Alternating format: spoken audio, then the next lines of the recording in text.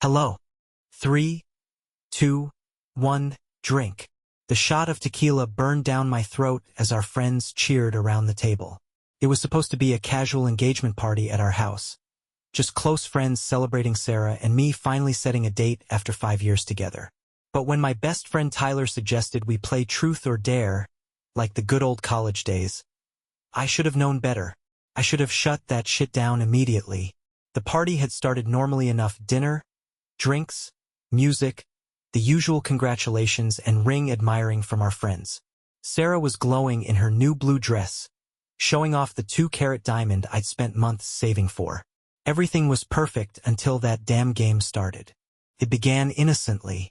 Embarrassing college stories, stupid dares like chugging beer or making prank calls. But as the alcohol flowed, the questions got more personal. That's when Jessica, Sarah's maid of honor, got this weird glint in her eye that made my stomach drop. "Truth or dare, Sarah?"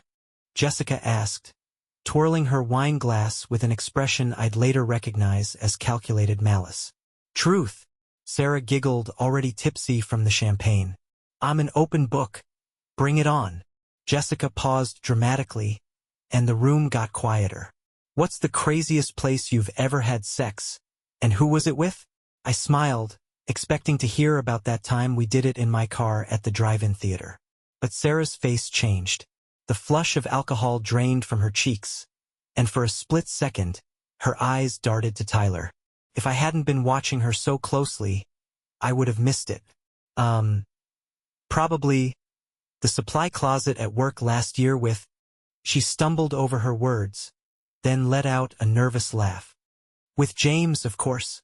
The room erupted in drunken oohs and laughs, but I felt ice in my veins, because last year I was living in Seattle for 6 months for a work project. And Tyler had been working at Sarah's company until he quit suddenly 4 months ago. Supply closet? Tyler's wife Amanda frowned. "At Metric Tech? When was this?" Sarah's laugh turned shrill. No, not Metric Tech. At my old job. Before that." But I knew she was lying. Sarah had worked at Metric Tech for the past 3 years. And now Tyler wouldn't meet my eyes, suddenly very interested in picking at the label on his beer bottle. The game continued, but I barely heard the next few rounds. My mind was racing, putting pieces together I'd been too blind to see before. The late nights at work last year. The way Sarah had been weird about me calling Tyler for guy stuff lately. How she'd fought against inviting him and Amanda to the engagement party until I insisted. He was my best friend since high school, for Christ's sake. I stood up abruptly, my chair scraping against the hardwood floor. "Sarah, can I talk to you in the kitchen? Now?" She must have seen something in my face because her fake smile faltered. "Baby, we're in the middle of a game. Don't be rude to our guests. Now." My voice was steel. The kitchen was eerily quiet compared to the party noise. Sarah crossed her arms, trying to look annoyed, but I could see the fear creeping into her expression. "What's going on?" I asked quietly. "Nothing. You're being weird." It was just a stupid game answer. "Look me in the eyes and tell me you didn't fuck Tyler in that supply closet." Her silence was deafening. "How long?" She started crying, those perfectly practiced tears she used whenever she wanted to manipulate me. "James, please, it didn't mean anything. It was just... we were working late, and things had been so hard with you gone." "How long?" "The whole time you were in Seattle," she whispered. "But it ended when you came back. I swear it was just..." I walked out of the kitchen before she could finish. My vision had gone red around the edges. In the living room, our friends were awkwardly pretending they couldn't hear the argument. Tyler started to stand up, probably to try to explain or apologize. I didn't give him the chance. My fist connected with his jaw with a satisfying crack, sending him sprawling across the coffee table. Amanda screamed. Sarah ran in crying my name. But all I could focus on was getting that fucking ring off her finger. Sarah tried to block my path, mascara running down her cheeks. "James, please. Let me explain. Get out of my way." My voice didn't even sound like my own anymore. I reached for her left hand, but she yanked it back, clutching it to her chest. "No. You can't take it back. We can work through this, she shrieked, backing away from me. It was just sex. It didn't mean anything. The room went dead silent. Even Amanda stopped crying over Tyler's bloody nose to stare at Sarah in disgust. I noticed Jessica, the one who'd asked that damning question, pulling out her phone, probably already drafting the gossip text she'd send to everyone we knew.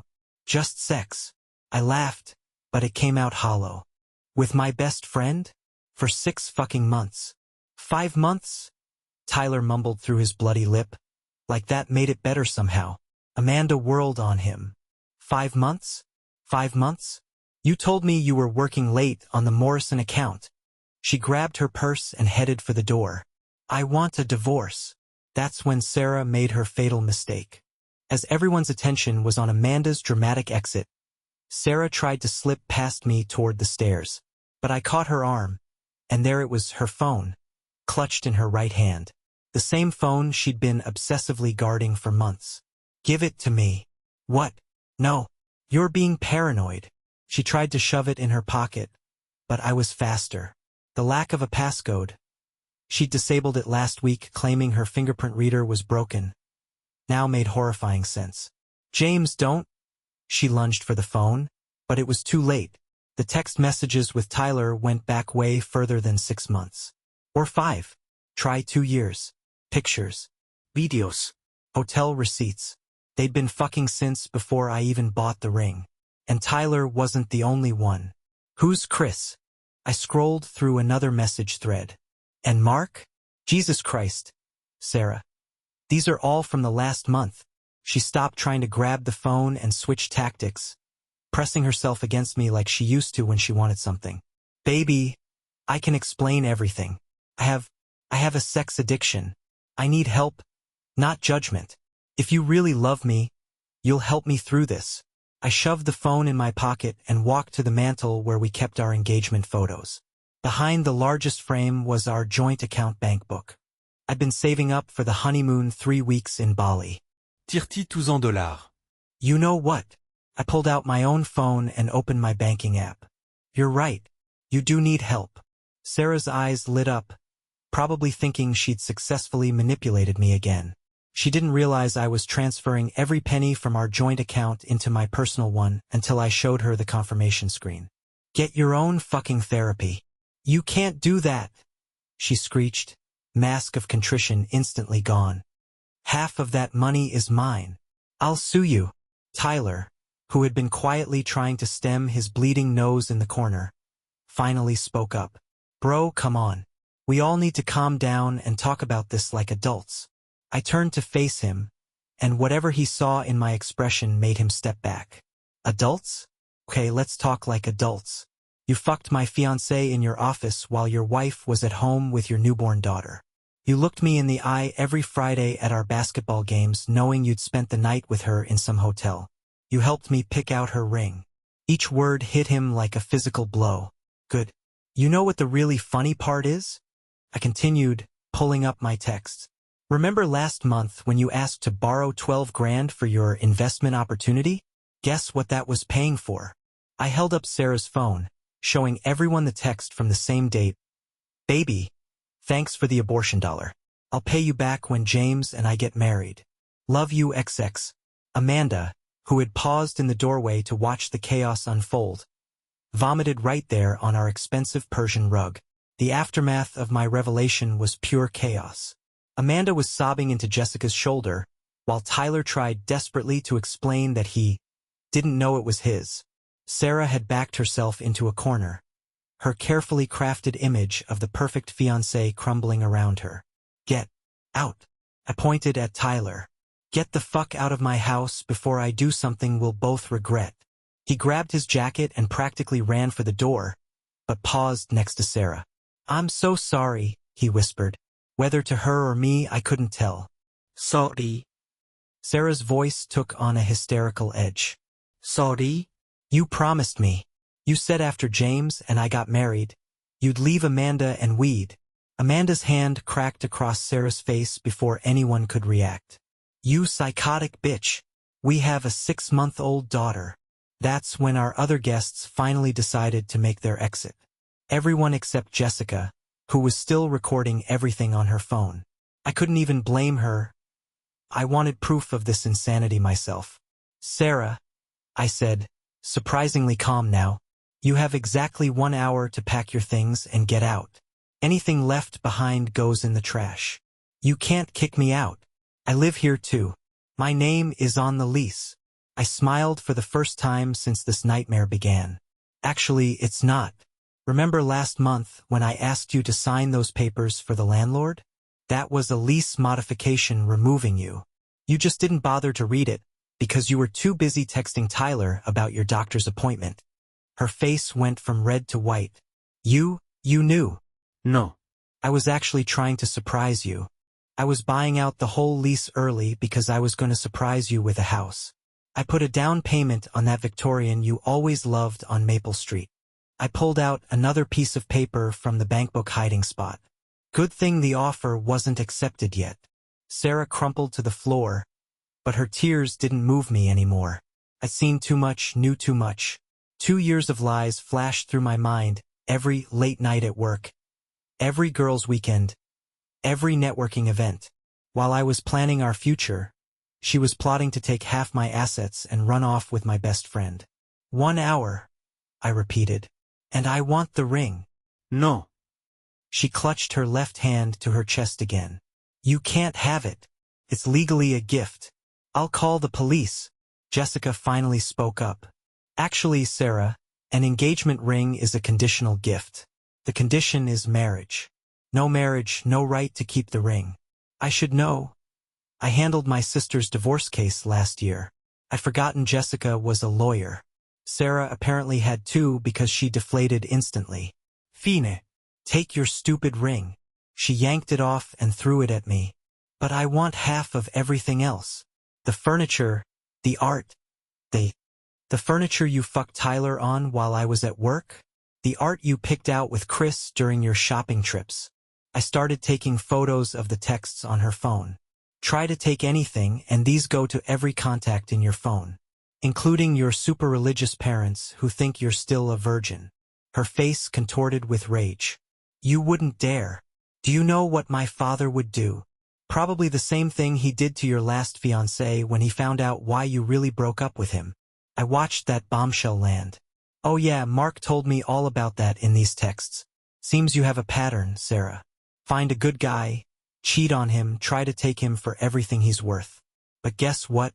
The pattern ends here. I walked to our bedroom and started pulling out suitcases. 2 years of memories, tainted by lies. The lingerie I'd bought her for Valentine's Day, probably worn for Tyler. The expensive perfume from Christmas, used to cover other men's scents. Every gift, every sweet moment, had been part of her long con. Behind me, I heard her frantically calling someone, probably one of her other boyfriends, looking for a place to stay. Or maybe her parents, preparing another web of lies. I didn't care anymore. I just wanted her gone. While Sarah frantically packed, alternating between crying and cursing, I found myself looking through more of her messages. Each new discovery was like a knife to the gut, but I couldn't stop reading. It was like watching a car crash in slow motion. Your hour's almost up, Jessica called from the doorway. She'd been standing guard, making sure Sarah didn't try to steal anything valuable. But you might want to see this first. She handed me her phone. On the screen was a Facebook Marketplace listing from 2 weeks ago. 2-carat diamond engagement ring. Excellent condition. Serious offers only. The photos were unmistakably of Sarah's, my ring.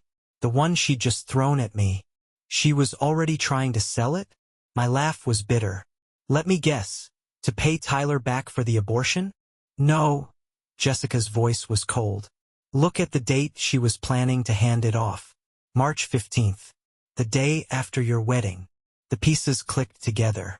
Sarah had planned to go through with the wedding, sell the ring during our honeymoon, and probably drain our accounts while I was blissfully unaware on a beach in Bali.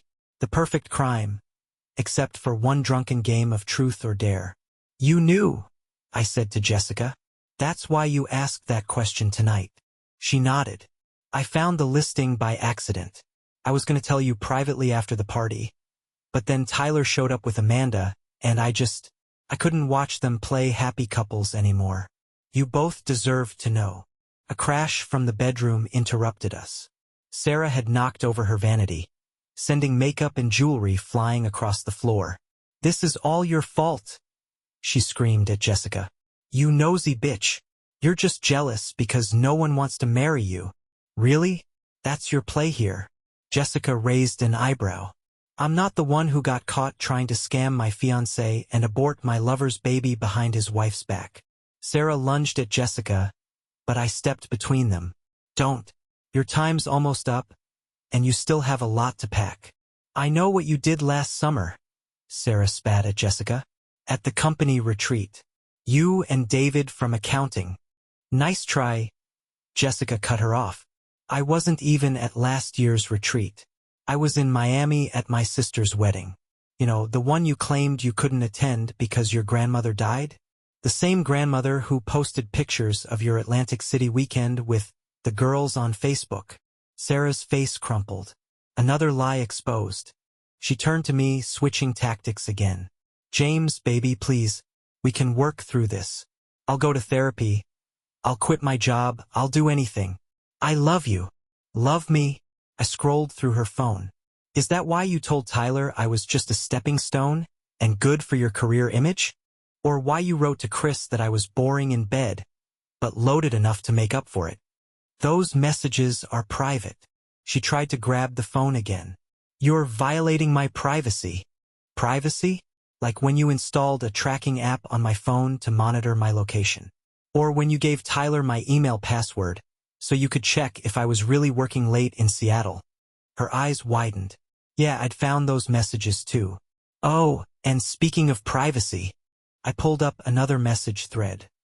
"Want to explain why you've been sending screenshots of my bank statements to someone named Steve for the past year?"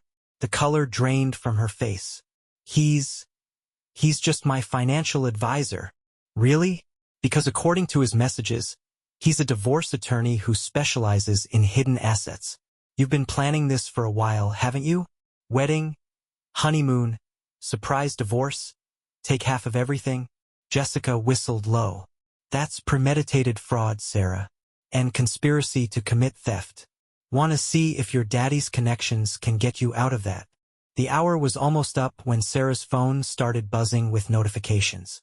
Her face, already pale, went almost gray as she read them. What did you do?" I held up my phone, showing her the mass text I just sent to every contact in her phone family, friends, coworkers, even her boss. Attached were screenshots of her conversations about selling the ring, the abortion, and her plans to commit marriage fraud. I'd also included choice excerpts about what she really thought of each person she'd been lying to. "You ruined my life," she shrieked, mascara-stained tears rolling down her face. "No, I just exposed it," I corrected her. "There's a difference." Her phone kept buzzing. Messages from her parents saying they were disgusted, and she was dead to them. Emails from her boss about a meeting first thing Monday regarding company policy on interpersonal relationships. Texts from friends calling her every name in the book. But the coup de grace came from an unknown number. "Mrs. Peterson, this is Steve Morrison's office. In light of recent revelations about your intentions regarding the prenuptial fraud strategy we discussed, we will not be able to represent you. Additionally, we are ethically obligated to report attempted fraud to the relevant authorities. Please direct all future correspondence through your criminal defense attorney." Sarah sank to the floor, surrounded by her half-packed belongings, her perfectly planned future crumbling around her. Her phone buzzed again, Tyler's wife, Amanda, announcing she'd already contacted her divorce lawyer and would be naming Sarah in the suit. "Time's up," I announced, checking my watch. "Whatever isn't packed stays behind." "I have nowhere to go," she whispered. "Not my problem." I turned to Jessica. "Can you help me change the locks tomorrow?" "Better yet," Jessica pulled out her phone. "My brother owns a locksmith company. He can be here in 20 minutes. Sarah scrambled to her feet. "You can't just throw me out." "I'll call the police." "Go ahead." I shrugged. I'm sure they'd love to hear about the fraud, the conspiracy, and the fake domestic violence allegations you were planning to file after the honeymoon. Yeah, I found those draft emails too. I wonder how many years in prison that would add up to. She grabbed her suitcases with shaking hands. 2 years of lies packed up in designer luggage I'd bought her for our anniversary. At the door, she turned back one last time. I did love you, you know. In the beginning. I held up her phone. Message to Tyler. Dated 3 weeks after our first date. He's such a sucker. Rich family, good job, totally clueless. Give me a year, and half of everything he owns will be mine. The door slammed behind her. Jessica helped me gather the rest of Sarah's things into garbage bags for donation. As we cleaned, my phone lit up with a message from Amanda. Tyler confessed everything. His father's law firm fired him. Thought you should know. Another notification popped up, an email from Sarah's company. They were severing professional relationships with all parties involved in the recent scandal. Apparently, someone, probably Jessica, had forwarded the evidence of them using company property, that supply closet, for their affair. Thank you for listening the story to the end. Write your thoughts about it in the comments and do not forget to subscribe. See you in the next videos. Bye.